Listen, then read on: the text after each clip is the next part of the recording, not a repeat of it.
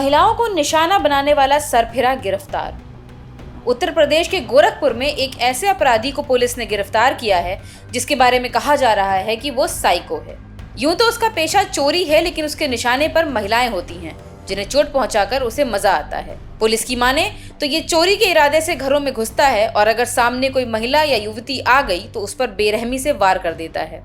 अब तक इस सिरफिरे ने 5 महिलाओं पर हमला किया है, जिसमें से एक की मौत भी हो गई है। गिरफ्तार किए गए शख्स अजय निषाद पर, जो केवल 20 साल का है, पहले से रेप के 2 मामले दर्ज हैं।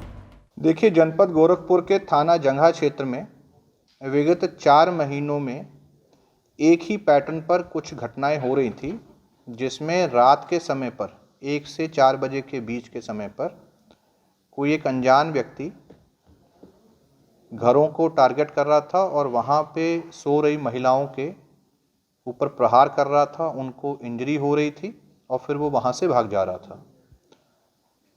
इस पूरे घटनाक्रम की जब समीक्षा की गई तो संज्ञान में आया कि पिछले 4 महीनों के दरमियान 5 ऐसी घटनाएं हुई हैं, जिसमें कि एक घटना 30/7 को सिंहपुर में, 12/8 को उपधौलिया में, 26/8 को हाथखाल में, 10/11 को मंगलपुर में और 13/14/11 की रात को कटेरिया में।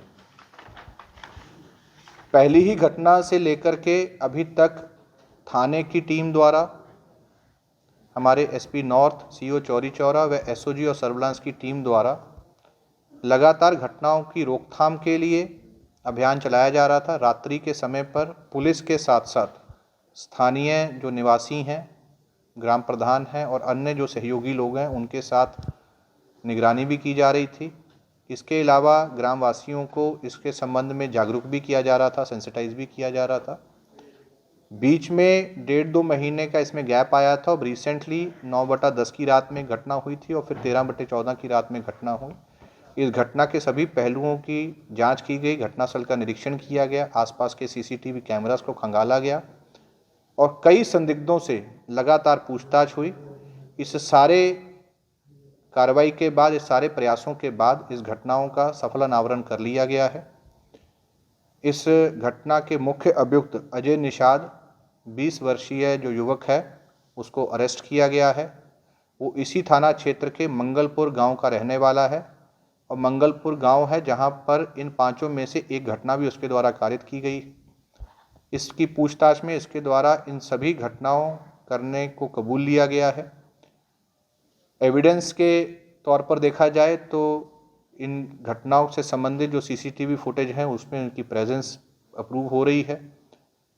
सर्विलांस के माध्यम से भी इसकी लोकेशन वहां पर अप्रूव हो रही है और जिस तरह से इसके द्वारा घटनाएं कारित की गई हैं, पूछताछ में इसके द्वारा पूरे घटनाक्रम को डिस्क्राइब किया गया है। वादी जितने भी हमारे हैं, उनसे जो प्राप्त जानकारियां हैं उसको भी वेरीफाई करते हुए इस निष्कर्ष पर पहुंचा गया है कि ये 5 की 5 घटनाएं इसी अपराधी द्वारा की गई थी। बैकग्राउंड में अगर देखा जाए तो ये पूर्व में महिला संबंधी अपराध में वर्ष 2022 में इसके ऊपर मुकदमा दर्ज हुआ था, जिसमें ये जेल गया था। 6 महीने जेल में रहने के बाद बेल आउट होकर के ये यहाँ से सूरत चला गया था।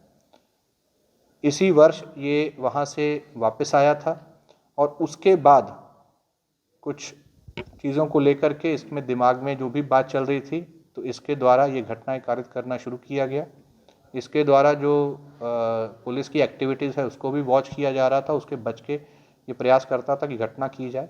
देखिए, बेसिकली जो घटना में जो वादी हैं उनसे जब बात की गई तो कुछ वादियों ने इसकी आने और जाने को देखा था, तो उनके द्वारा डिस्क्राइब किया गया था कि एक यंग लड़का है जिसके द्वारा काले कपड़े पहने जाते हैं और जनरली पैर में चप्पल नहीं